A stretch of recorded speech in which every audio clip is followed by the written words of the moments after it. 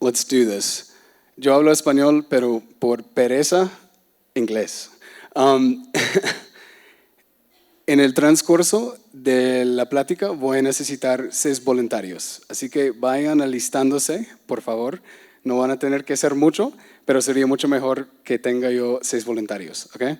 So in the middle of this, I'm going to need 6 volunteers, so prepare yourselves.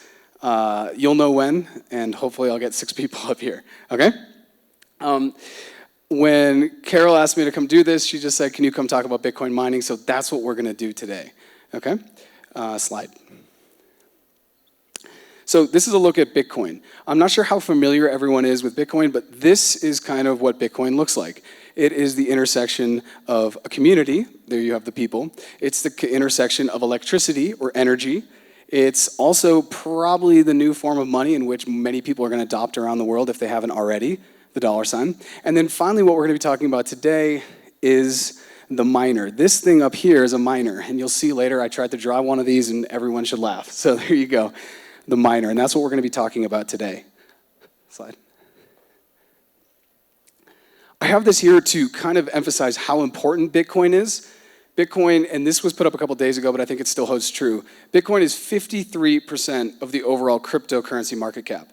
So that's the orange side. On the white side, there are literally thousands, tens of thousands of cryptocurrencies. So I'm here to say that Bitcoin is very, very important, and that will tie into the talk today about the mining of Bitcoin.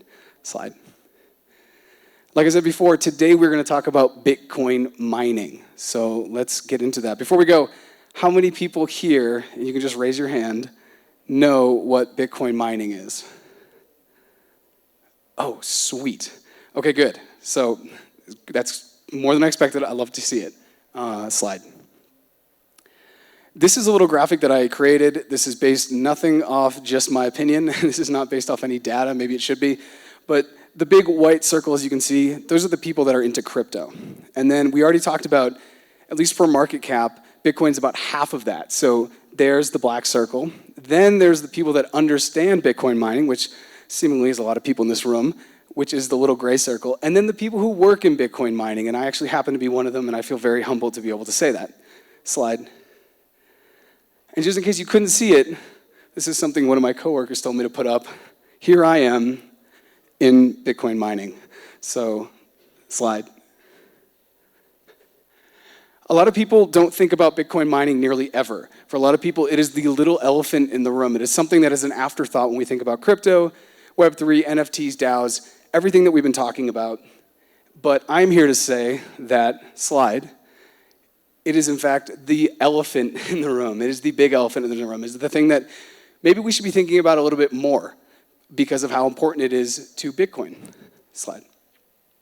So what is Bitcoin mining? It seems like many people here already have an idea. Hopefully, you get to learn something new. Slide. So a lot of people go to ChatGPT now and they want to figure something out. So I figured I would ask ChatGPT, hey, what is Bitcoin mining? And this is what ChatGPT said. It said Bitcoin mining is the process of verifying Bitcoin transactions and adding them to the blockchain. Seems simple enough. Using powerful computers, these are the powerful computers, to solve complex math problems, earning new Bitcoins as a reward. Now, the reason why that is in purple is many people think that what these miners are doing is they're solving complex math problems. How many have heard that or thought that about Bitcoin mining? Just raise your hand. I will raise my hand too. Until I started working at the company I currently work, that's what I also thought, because if you ask the internet or ChatGPT or Google, that is what it's going to tell you, that it's just solving complex math problems. But today we're going to talk really about kind of what's happening in Bitcoin mining. Slide. So I want to quote my colleague. His name is Tyler, and if he's watching this, he'll probably find this very interesting. But Tyler says, Bitcoin mining is a lottery. And this is really, really important because there is an element of luck. Without the element of luck, it basically could be manipulated to create new blocks in the Bitcoin blockchain. Next. And Tyler goes on to say, there are two main purposes for Bitcoin mining. And they are to permanently add transactions to the blockchain. We've talked about that before. ChatGPT even said that. And then two is to fairly distribute the 21 million Bitcoin supply by rewarding new coins to miners who spend real world resources, electricity, remember the energy sign we saw in the first couple slides, to secure the network. Slide. And this is something, and I actually left the book in the back, but if people are interested in learning more about Bitcoin, there's a book that's called Mastering Bitcoin, and I have the book here if you want to take a picture or see what it's about. And if you want to learn more about Bitcoin, highly recommend that book. But in that book, if you go to the chapter on Bitcoin mining, this is the very first thing it says. It says, the purpose of Bitcoin mining is not the creation of new Bitcoin, but rather, that's the incentive system. The purpose of Bitcoin mining is the mechanism by which Bitcoin security is decentralized. Now, that may be word salad and a lot of big words, but the point is, we don't do Bitcoin mining to make money. We do it to secure the network, and the Bitcoin reward that we get from the block reward in the transaction fee is like the high five for having helped to secure the network. So here I have the securing the network over Bitcoin slide. This is basically an overview of what Bitcoin mining is, and then I'm going to talk about what we're kind of going to focus on today, because I think it's the part that's most widely misunderstood and kind of the most fascinating. So in number one, we have the energy that goes into the miners. You can see there, that's a picture of the miner. Then the miner is going to go secure the blockchain. We just talked about this. The point of mining is to secure the decentralized blockchain. And then in reward, after number three is done, the reward happens, and then that's paid back to the miners in block rewards and transaction fees. Slide. As you can see, there are Bitcoin miners all over the world. Obviously, this is an exaggeration of maybe where the miners are, because they're normally concentrated in areas where people can get cheaper electricity or access to cheaper electricity. But it's just to point out super quickly that mining is happening all over the world. Slide. And so here we go. We're going to get into an analogy that my colleague Tyler has created to explain Bitcoin. And halfway through this analogy, I'm going to need 6 volunteers. So prepare yourself, okay? We're going to assume that a Bitcoin miner, this is a Bitcoin miner right here, is a die. And this dice, or this dado, has 1,000 sides, okay? Obviously, it's an unrealistic idea, because a 1,000-sided die would basically be a sphere, but we need to imagine a 1,000-sided die, okay? So every Bitcoin miner is a 1,000-sided die. Slide. And in our example, just so we can kind of talk about this, let's assume that there's only 5 miners in the world. And if there's only 5 miners in the world, then there's only 5 1,000-sided die, or dice, in the world, okay? Hopefully everyone's following me on this analogy. Slide.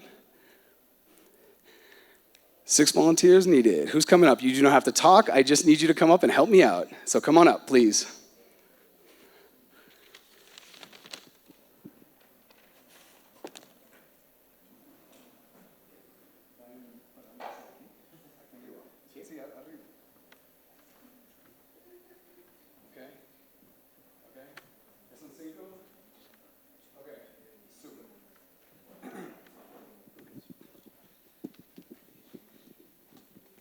Ok, el sexto, el gran amigo, tú te puedes, aquí. Ok, eso es lo que vamos a hacer.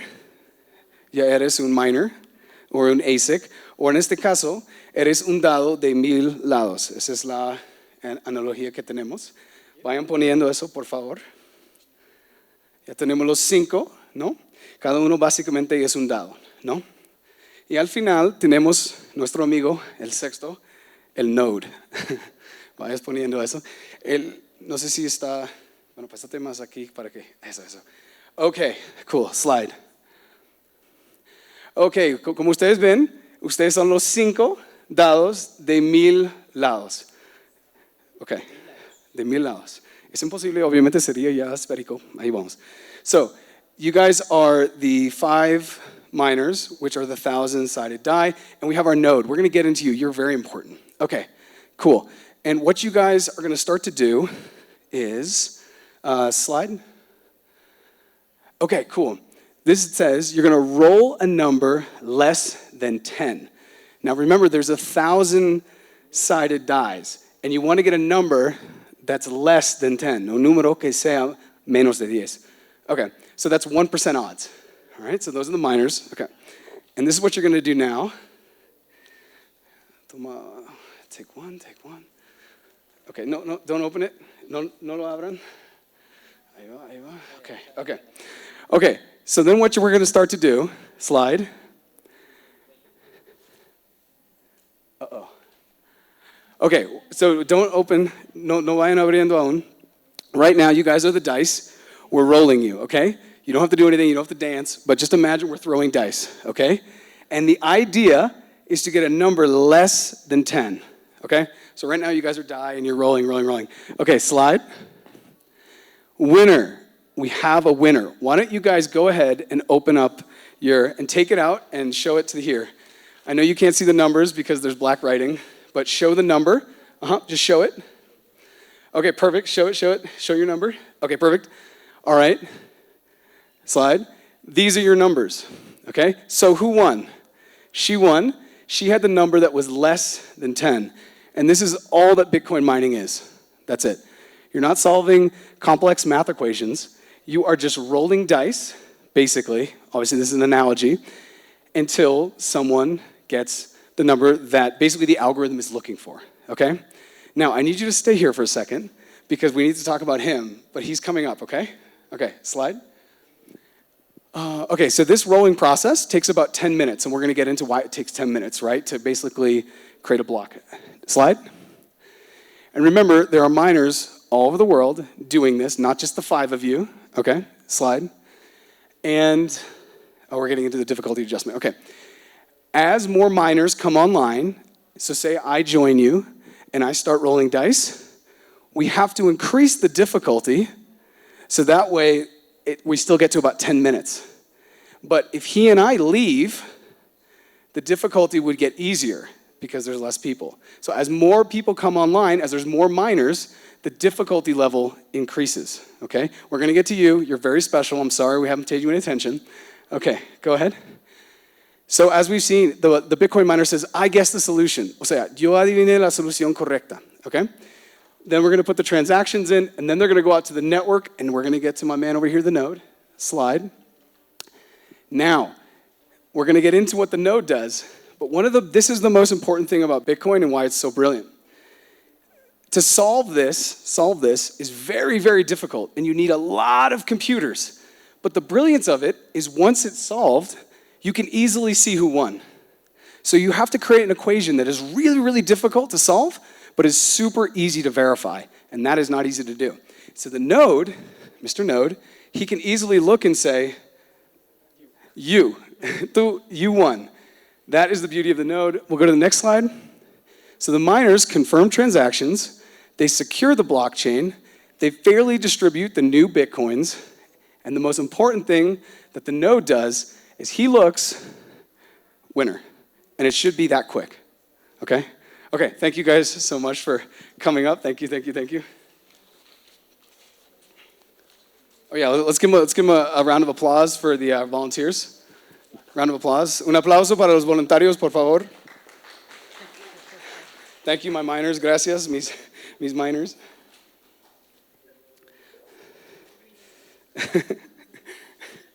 Thanks. Gracias. Thank you. Okay, cool. So this is the other thing that I want to point out, that many people think that miners, or that what we do in Bitcoin mining, that we keep, here's number 2, we keep historic transaction records. That is actually what the node does. And while I'm here to talk about Bitcoin mining, we can't talk about Bitcoin mining and securing the network without talking about the relationship between miners and nodes. So once again, thank you to the volunteers. Slide. As you've seen, if we added more people on stage or more miners, we would need more compute. We would need more compute power, okay? So this is the kind of evolution. In 2009, when Bitcoin was happening, people were just using their CPUs. They were just using their home computers, essentially, to mine Bitcoin. Many people who have looked back into this know exactly this story. 2011, people were using GPUs, and even in 2021, I was using GPUs to mine Ethereum in my buddy's basement. They're obviously now proof of stake. And then finally, we had the application-specific integrated circuits, which is what the volunteers were, which is what we use today. And this picture of this particular unit, this thing weighs about 35 pounds, or about 15.5 kilos. It weighs a lot. They're not easy to move around, and they're worth somewhere between $1,000 to maybe up to a lot more, up to $8,000 to $10,000, depending upon the model. So you have this really heavy thing that we have to move around, we don't want to drop, we have to take care of, and at the end of the day is kind of a supercomputer to help us mine Bitcoin. Slide. And people often ask me, hey, can you make money in mining Bitcoin, right? Bitcoin, as we saw in the first couple slides, is a new monetary system, and so the question is, can we make money? These are the 8 things that you're gonna have to kind of take into account if you wanna figure out if you can mine Bitcoin, and I figured I'd mention this here because this is a question I often get. So number 1 is the hash rate. This is basically the amount of miners that are online, right? Do we have more people on stage or less people? How competitive is it? Number 2 is the block reward. Right now, the block reward is what, 6.25, but we'll go down to 3.125 in April, probably April when we have the halving, when the block reward gets cut in half. Number 2 is the mining difficulty. We saw that on the chart. As more people come onto the network, the mining difficulty is going to have to get more difficult to ensure that there's basically a competitive nature there and that blocks come out around every 10 minutes. And I will tell jokes and talk about chisme until this comes back on. Actually, why don't we go ahead, if this doesn't come back on, we could do a question or two. Yeah, go ahead. Thank you. Oh, okay. I want to know about the difficulty. For example, I understand that in the case of the Bitcoins, every Bitcoin that is mining is 1 Bitcoin less that is possible to buy mining because the limit of the Bitcoin is a strict number. Yeah, it's a number that is not going to change. Then I suppose that the difficulty is going to grow over the time. What is going to happen when it's not a profitable thing to mine in Bitcoin? What is going to happen with all the things inside the infrastructure of? So if mining ever becomes not profitable see, this is a really tough question and I wish I had the slide because profitability is really a variable thing. If you and I was mining in Massachusetts, right?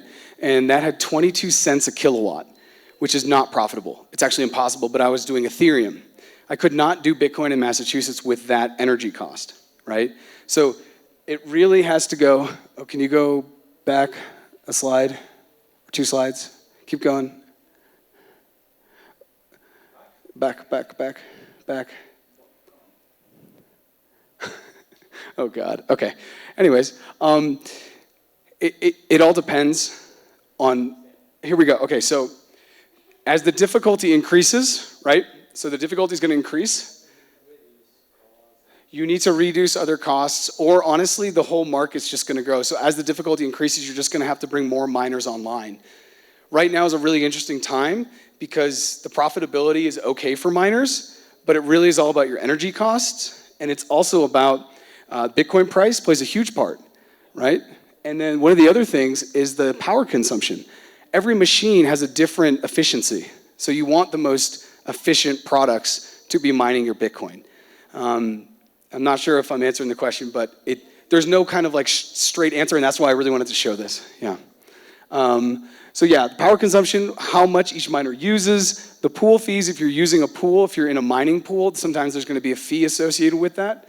The Bitcoin price, huge, and then this is the difficulty increase. So the difficulty increases every 2 weeks. It could also decrease, but right now it's probably increasing because more miners are coming online, and this is why people are like, well, can I make money in the future? We don't know, because we just don't know what the difficulty increase is gonna be. So, yeah, slide. I just wanted to shout this out. This is where I work. I work for Compass Mining. It is a company out of Colorado in the United States, and we have facilities, or we have miners, I should say, online in the United States and Canada. And my biggest dream is to bring mining here to Colombia. So hopefully I'll be able to do that. Slide. Before we get into the questions, because this is always the question, and I've even gotten some feedback today about this, this is something everyone should look at if you're interested in Bitcoin or Bitcoin mining. It is a PDF done by KPMG, which is a very reputable company known around the world. It's about a 12-page PDF, and it talks about their ESG score, or their ESG influence, and some of the things that people maybe misunderstand about Bitcoin and Bitcoin mining. So I just want to shout this out before we get into the questions because I do think there are a lot of answers here. Next slide. Thank you and gracias. Gracias. Next slide. Let's do Q&A. Si hay preguntas, lo que sea. Hey, slide.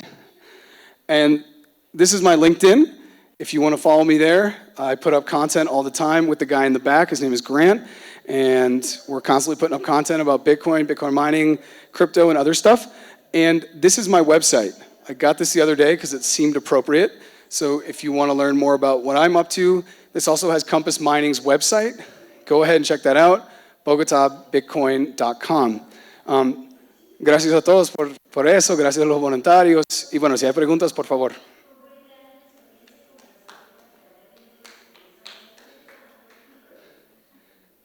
Thank you. I have a question about, to understand your vision about how will quantum computing help us to perform better operations in order to mining more faster with less energy consumption.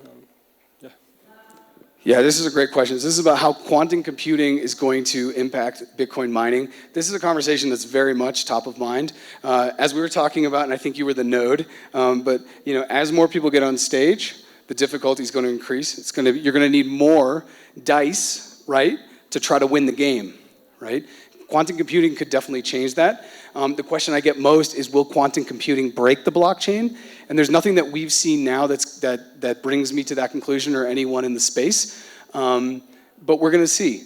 Because if those were quantum computers on stage, the difficulty may be much higher, just because the amount of compute is going to be much higher. We're waiting to see, but if I find stuff, reach out to me on LinkedIn. As I find articles, or if you find articles, we can share them and talk more about it. It is definitely something that's very top of mind for people in cryptocurrency. Because what if quantum computing were able to crack cryptography? And we can sit here and say no, but the reality of it is we can't foresee what life is going to look like in 20 years and what things are going to look like. I think Bitcoin, out of the entire landscape, will probably be okay because it is backed up by physical infrastructure and the miners. And the amount of money that's going there, because it is backed up by real-world energy that gets put into the miners to secure the network. But honestly, we're going to see. Great question.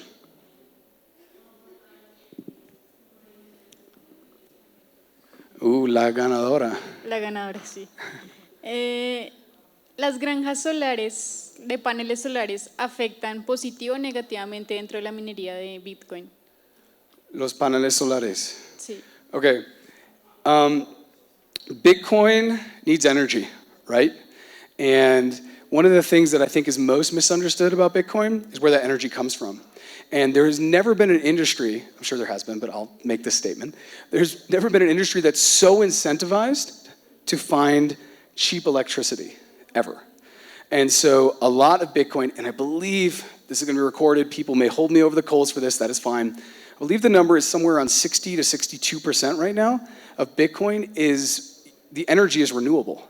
It's green-friendly energy, planet-friendly energy, whether it's hydro, whether it's solar panels, or whatever. So I was recently at a mining farm facility that's 700 acres. I don't know acres into hectares, but it's a lot. 700 acres of solar that were supporting that Bitcoin mining facility. So it does play a part. I do have to say long-term, as we saw in our analogy, as more people get on the stage and more people have to roll more dice, basically we need more computing power, I don't know if solar is going to be able to keep up with that, just due to how we also know that while solar is great and gives us indirectly non-fossil fuel energy, we know that it takes fossil fuels to make the solar panels, right?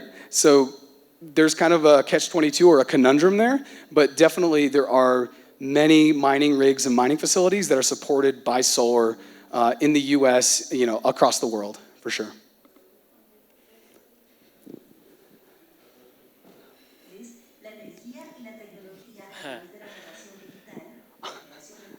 The other question is complementing question about here. The lithium is possibility for energy to the Bitcoin miner? Say that again. NFT? No, for complementing this question, the lithium is alternativity to energy? Can you turn the The alternative? lithium? Like lithium batteries? Yes. He's asking if lithium batteries could be used as sources of energy. Probably, sure. I think so. And there is, what is the accessibility for the user when do you come to the teaching the people of here in Latin America? What is your strategy? What is my strategy to sell Bitcoin mining here? Yes. Okay, so a lot of Bitcoin mining, or not a lot, I should say, Bitcoin mining happens around where energy is, right? So there's two ways to look at this. Every single, not every single, but like many power companies, they have loss, or they have leakage, right? So even if you lose 1%, if you're a power company and you're losing 1% of your energy for whatever reason, you may be able to, because basically you're selling it to the grid and the grid doesn't want it, so it gets lost because you can't put it into batteries, for example. And before I go any further, I want to say I am not into the energy side of this for Compass, and somebody on the energy team is probably going to laugh at me for saying this. But what we can do is we can show up and say, hey, we'll buy back that 1% that you can't sell to the grid, we'll buy it from you for the exact cost you want, and then it goes right into Bitcoin mining.